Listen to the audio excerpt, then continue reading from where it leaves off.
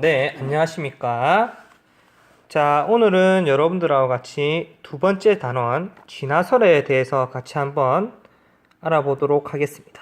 진화설. 자, 여러분들, 어, 학습 목표는 여러 가지 진화설에 대해서 우리가 같이 공부를 해보는 것이고요. 그 다음에 이 진화설 하면은 생각나는 과학자가 있거든? 그게 누굴까요? 여기 나오는 그 사람 보이냐? 잠깐만. 살짝, 여기 나오는 찰스 다윈이라고 하는 과학자입니다.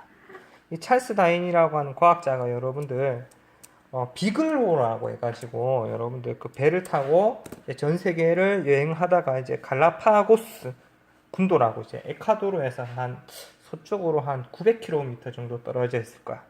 거기 가니까 이제 한 15개의 섬인가? 정말 다양한 환경의 이 섬에서 비슷하게 생겼는, 똑같이 생긴 것 같은데 좀 비슷해. 좀 달라.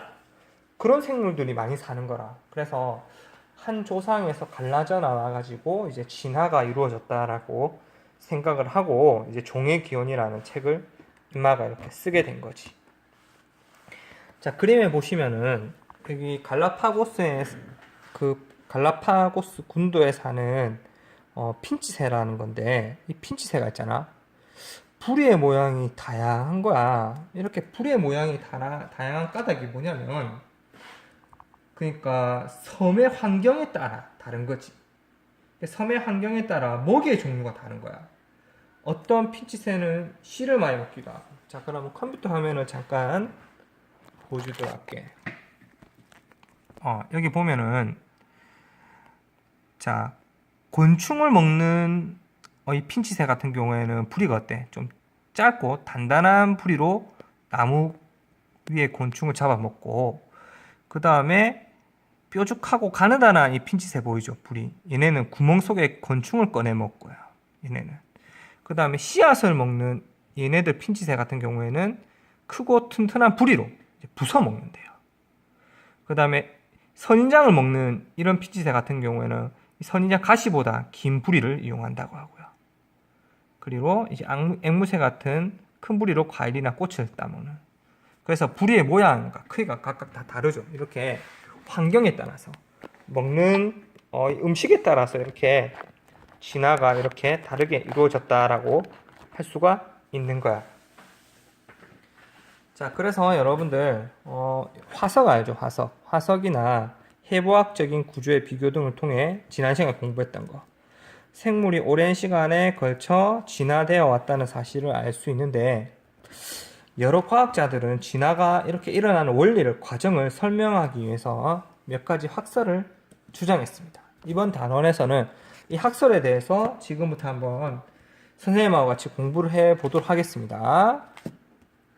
자, 봐봐. 맨 처음에 프랑스의 과학자 라마르크라는 사람이 용불용설이라고 하는 걸 주장을 했어.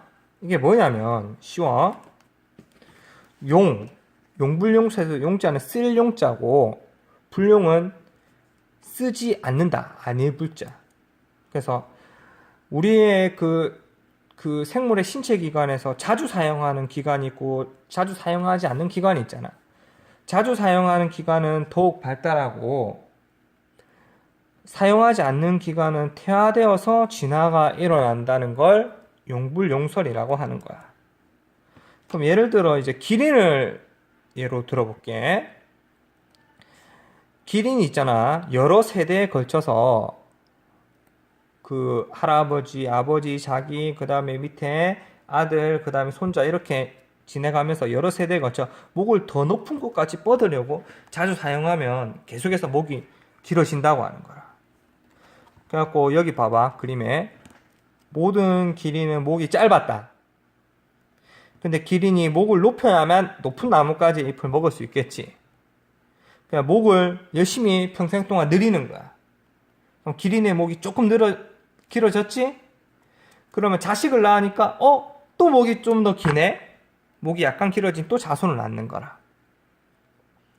그리고 또 오랜 세월 동안 이러한 과정이 반복되어서 오늘날과 같이 길이 내목이 길어졌다. 이게 이제 용불용설이지. 어때?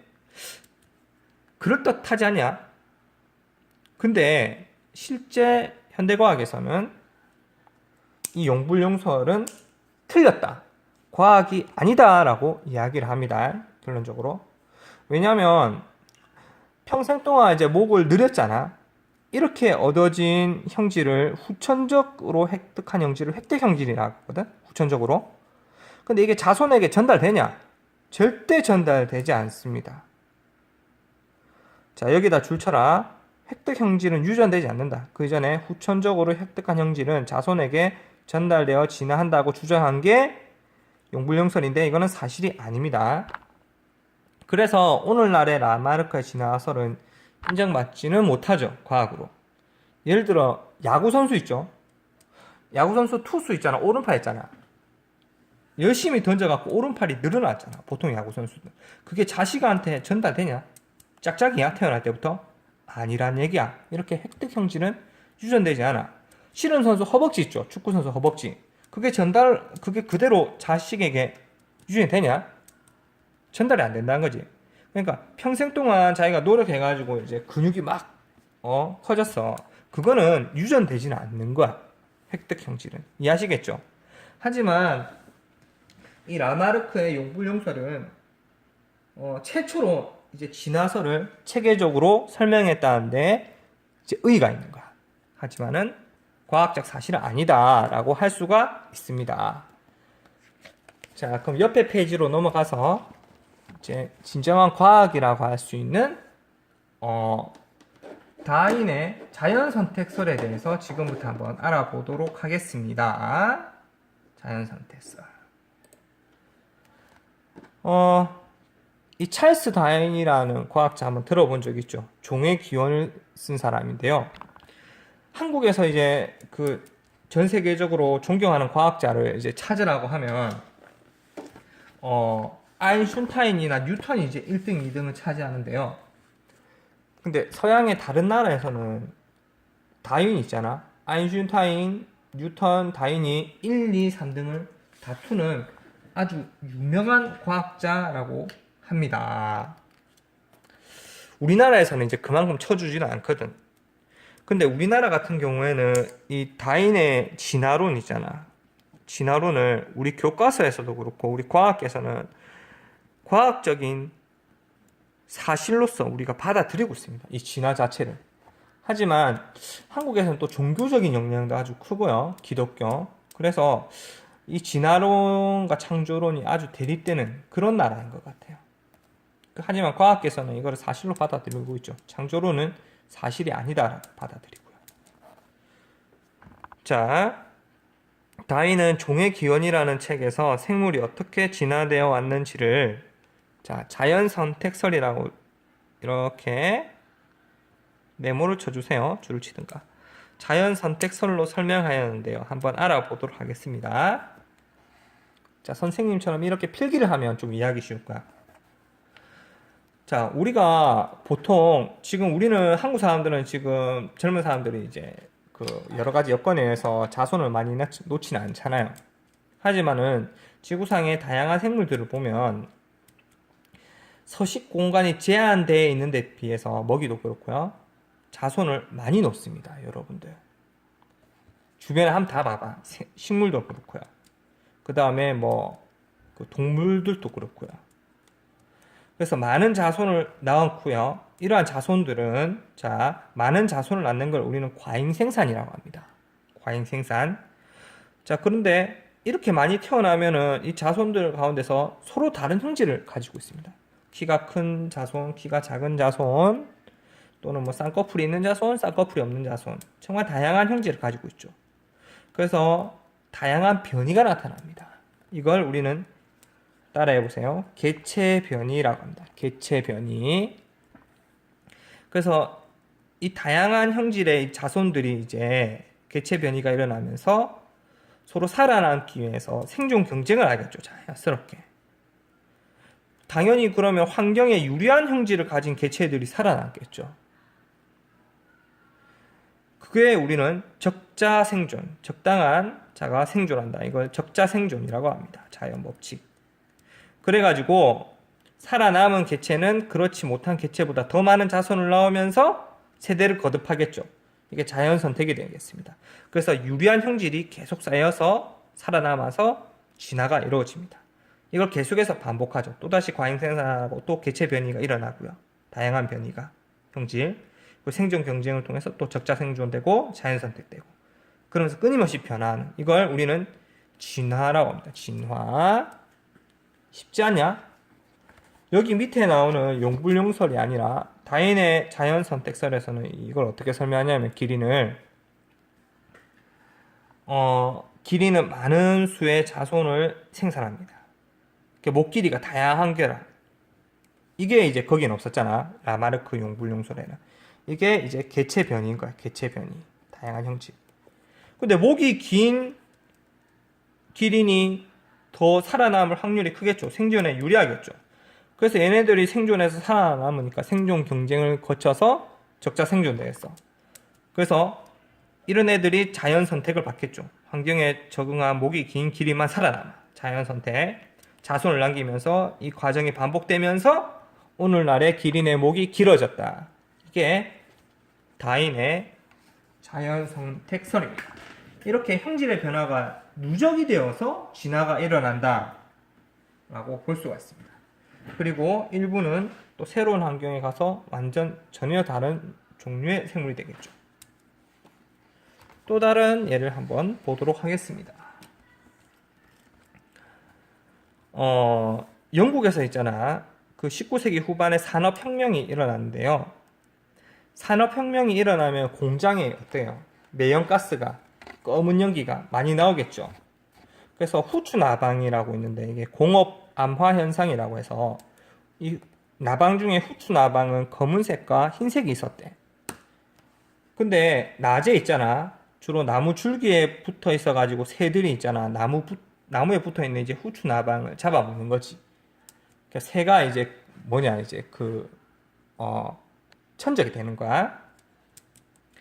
자, 그런데 1850년 무렵에는 이제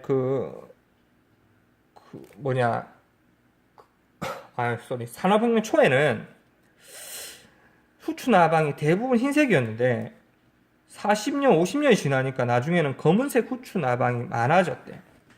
이게 왜 그러냐? 산업혁명이 일어나니까 검은 연기가 많이 나오겠지. 그래서 건물 벽이든 또는 이 나무든 이제 검게 이제 묻었단 말이야. 이 매연가스들이.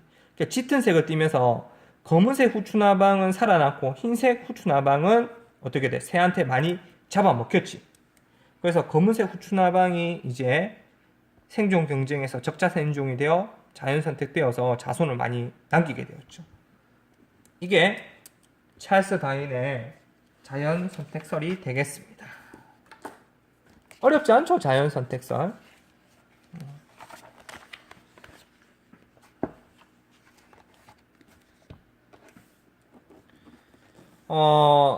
맞다. 자연 선택설 하니까 궁금한 게 선생님이 대학교 때 진화론 수업을 들으면서 그 생물과 교수님이 이런 말 하더라. 조선시대 여자들이 가슴이 컸을까? 지금의 한국의 여자들이 가슴이 클까? 하고 그것도 그 자연 선택의 원리로 그렇게 이야기를 하던데 그까지는 선생님이 좀 그거는 이제 수업 시간 때 좀 언급하기로 합시다. 유튜브보다는. 자, 그 다음 페이지를 넘겨서 이제 미니 탐구해 보시면요. 이거는 뭐 직접 하진 않는데 이건 너무 간단해서요. 이게 뭐냐면 초록색 잔디가 이렇게 있죠. 인조잔디. 그러면 초록색 클립과 빨간색 클립이 있어. 20개가 있는데 이걸 여기다 다 던져놔. 그럼 다른 사람이 10초 동안 눈에 띄는 클립을 막 집어. 그럼 당연히 바로 여기를 넘어갈게 생략하고 인조잔디에 남아있는 클립의 색깔은 뭘까요? 초록색 클립이 더 많죠? 더 많이. 그 까닭은 색깔이 비슷해서 눈에 띄지 않는다 라고 이렇게 적어주시면 되겠습니다. 이 실험 결과를 자연 선택으로 설명해 보자. 근데 이 미니 탐구가 다인의 자연 선택설을 정말 잘 설명한 것 같아요.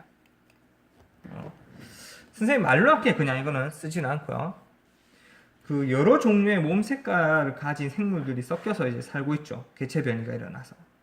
근데 주변 환경과 유사한 색깔이나 무늬를 가진 이 종류는 포식자의 눈에 잘 띌까요? 띄지 않을까요? 잘 띄지 않기 때문에 쉽게 잡아먹히지 않습니다. 여러분들 주변에 뭐 개구리나 맞죠? 또 뭐 있죠? 여러 곤충들 많잖아요. 주변 환경과 비슷한 색깔을 띠는 뭐가 있더라 얘들아? 아 그래 그거 주변 환경과 다른 색깔이나 무늬를 가지면 어떻게 돼요? 포식자한테 쉽게 발견돼서 잡아먹히겠죠. 카멜레온이 생각나네. 따라서 그 지역에서 주변 환경과 다른 색깔과 무늬를 가진 종류는 개체수가 당연히 줄어들고요. 주변 환경과 유사한 색깔이나 무늬를 가진 것들은 개체수가 증가하겠죠. 이와 같이 특정한 형질이 그 환경에서 살아남는 데 유리하게 작용해요. 그래서 그 형질을 가진 개체수가 증가하는 게 이게 자연선택입니다. 자연선택. 자, 그래서 그 현대 진화론에서 또 자연선택을 좀 더 보충하기 위해서 영국의 로마네스나 바그너, 이거 독일 사람 같은데요. 이 사람이 격리설이라고 하는 걸 주장했대요. 자, 그러면 격리설에 대해서 한번 알아보도록 하겠습니다. 격리설. 같은 종이라도 있잖아. 지리적으로 또는 생식적으로 격리된다. 지리적으로 격리된다. 그래도 같이 교배를 못 하겠죠. 교배가 X 되겠죠. 근데 지리적으로 나누어지지 않아도 생식적으로 이것도 교배가 실질적으로 원천 봉쇄되잖아요. 그러면 다른 종으로 분화한다라고 합니다. 와, 이제는 개체 변이를 넘어서서 다른 종으로 분화했다는 사실이 뭐냐면, 일단 종치고 얘기할게. 이제 종이 다르다 하잖아. 종이 다르다. 인간하고 침팬지와 종이 다르다.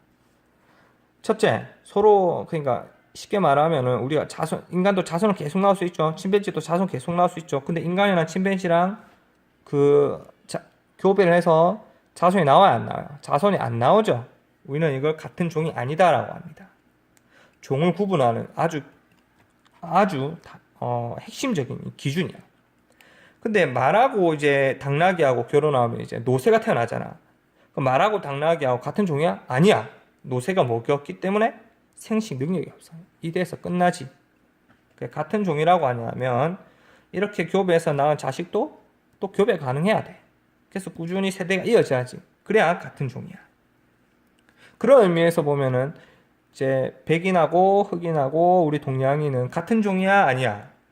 아이고 똑똑하네. 그래 같은 종이야. 자, 격리설 줄을 쳐주시고요. 같은 종류의 생물이 넓은 강, 높은 산맥, 바다 등에 의해서 떨어져서 서로 교배하지 못한다. 그래서 이 격리가 오랫동안 지속되면 두 집단은 각각의 환경에 적응하여 서로 다른 종으로 분화하는 거야. 이 대표적인 예가 아까 여러분들 봤었던 갈라파고스 군도의 핀치새 있잖아요. 먹이의 종류에 따라서 부리가 다르게 진화됐잖아요. 그 다음에 그랜드 캐니언의 다람쥐 봐봐. 이 협곡에 의해서 가운데 협곡이 막 생겼어. 예. 가운데 협곡이 생기니까 이렇게 분리됐죠. 그래서 여기에 사는 알버트 다람쥐랑 이쪽에 사는 칼밥 다람쥐가 서로 교배를 해도 지금은 교배를 해도 자식이 안 태어날 만큼 종의 분화가 일어났습니다. 그 다음에 여러분들 오스트레일리아가 가보면요 참 다양한 유대류들이 있어요. 유대류의 대표적인 얘가 뭐 코알라도 있고요. 그 다음에 뭐도 있냐? 코알라. 그 다음에 오리, 너구리. 그 다음에 그 캥거루 이런 거를 우리는 유대류라고 해요. 유대류. 그래서 이 오스트레일리아 같은 호주 같은 경우에는 약 4천만 년 동안 주변 대륙으로부터 완벽하게 차단되었대. 그리고 이 유대류는 1억 년 전 다른 포유류에서 갈라져 나왔는데 이 유대류 같은 경우에는 다른 대륙, 뭐 우리 아시아 대륙이나 유럽 대륙이나 남미 대륙이나 다른 대륙에서는 포유류한테 밀려가지고 대부분 사라졌대 많이. 근데 경쟁자가 없는 이제 호주에서 오스트레일리아에서는 이제 많이 번성할 수 있었던 거야. 이게 이제 격리설을 우리가 제대로 설명해 준다라고 할 수가 있습니다. 자, 그 다음 이제 또 돌연변이설에 대해서 알아볼게. 자연선택설을 보충해주는 네덜란드의 과학자 더 프리스라는 사람이 있어요. 자, 그래서 달맞이 꽃을 연구하다가 그때까지 볼 수 없던 더 큰 왕달맞이 꽃이 발견이 되었어. 그래서 이 왕달맞이 꽃이 다음 세대로도 유전이 되는 거야. 이를 통해 이제 돌연변이가 일어나서 진화가 일어날 수 있다는 돌연변이설을 주장했어요. 이렇게 줄 치세요. 근데 생물의 모든 개체에서 돌연변이가 일어날 수 있고 또 이 중에서 환경에 잘 적응하면 살아남을 수도 있어요. 그래가지고 이것도 자손을 퍼뜨릴 수 있기 때문에 진화의 한 원인이 될 수가 있죠. 근데 좀 더 보충 설명을 하자면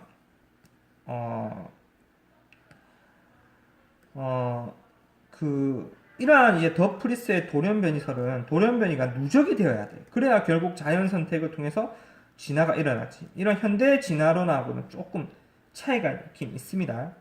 돌연변이의 약점이 뭐냐면 돌연변이가 또 비판받는 지점이 매우 드물게 일어나. 그리고 돌연변이는 생존에 불리한 방향으로 많이 일어나거든. 그게 다 세대에 다 유전되지 않는다는 거죠. 자, 그래서 현대 진화론은 어떻게 설명하는지 한번 알아보도록 할게. 자, 오늘날에는 있잖아. 이러한 발전된 유전학 지식을 기반으로 돌연변이도 포함하고 찰스 다윈의 자연선택도 포함하고 그 다음에 격리설도 포함하고 여러 다양한 학설을 종합해가지고 진화의 원리를 설명하고 있어. 이에 따르면 자, 돌연변이에 의해서 생물 집단 내에서 유전자가 변화된 이거를 개체변이라고 하죠. 자, 유전자가 변화된 개체의 수가 증가합니다. 그럼 여기서 또 자연 선택을 받겠죠. 돌연변이가 누적돼서 개체변이가 일어날 수도 있고요. 그래서 새로운 형질의 진화가 이제 일어나는 거죠. 또 원래 하나의 종류였던 생물이 서로 다른 환경에 격리되면은 각자 환경에 따라서 진화를 거치면서 유전적으로 멀어지게 되면서 다른 종으로 아예 분화가 일어납니다. 그래서 현대 진화론에서는 진화를 한 개체에서 일어나는 변화로 보지 않고요. 여기다가 줄치세요. 집단의 변화로 봅니다. 집단의 변화. 집단이 이제 세대를 거듭하면서 서서히 변하는 거죠. 나중에는 서로 교배를 해도 그게 안 나오게끔 자손이. 자, 예를 들어서 한 종의 토끼가 초원에 살고 있었는데요. 강에 의해 토끼의 서식지가 둘로 나누어졌습니다. 지리적 격리됐죠. 지리적으로 격리되면 생식적으로도 격리가 돼요. 그럼 각각의 서식지에 살고 있는 토끼 집단에 유전자가 변화된 개체가 돌연변이가 나타났어요. 그러면서 오랜 기간 동안 축적되죠.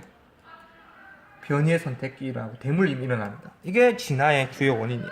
그래서 오랜 세월이 지나서 토끼들이 같이 살아도 서로 교배하지 못하죠. 그럼 이들 두 집단은 서로 다른 종으로 분화된 겁니다. 그래서 여기로 할게. 헷갈려서 각각의 서식지에서 환경에 적응한 토끼들이 오랜 세월 동안 자연 선택되었어요. 자연 선택이 되죠. 그 변이가 누적되면서 자연 선택이 됩니다. 그래서 두 집단은 서로 교배하지 못합니다. 그래서 나중에는 서로 생식을 해도 그 자손이 나오지 않을 만큼 종의 분화가 일어났다라고 합니다. 자, 마지막으로 스스로 확인하기 할게요. 변이가 다양한 개체들이 생존 경쟁을 하여 환경에 적응한 개체들만이 살아남는다고 설명하는 진화설은 무엇인가? 이거는 자연선택설. 현대 진화론에서 진화의 요인으로 설명하는 것은 뭐냐? 여러 가지를 종합한다. 격리설, 돌연변이설, 자연선택설. 이렇게 적어주면 되겠습니다. 끝. 수고했어요.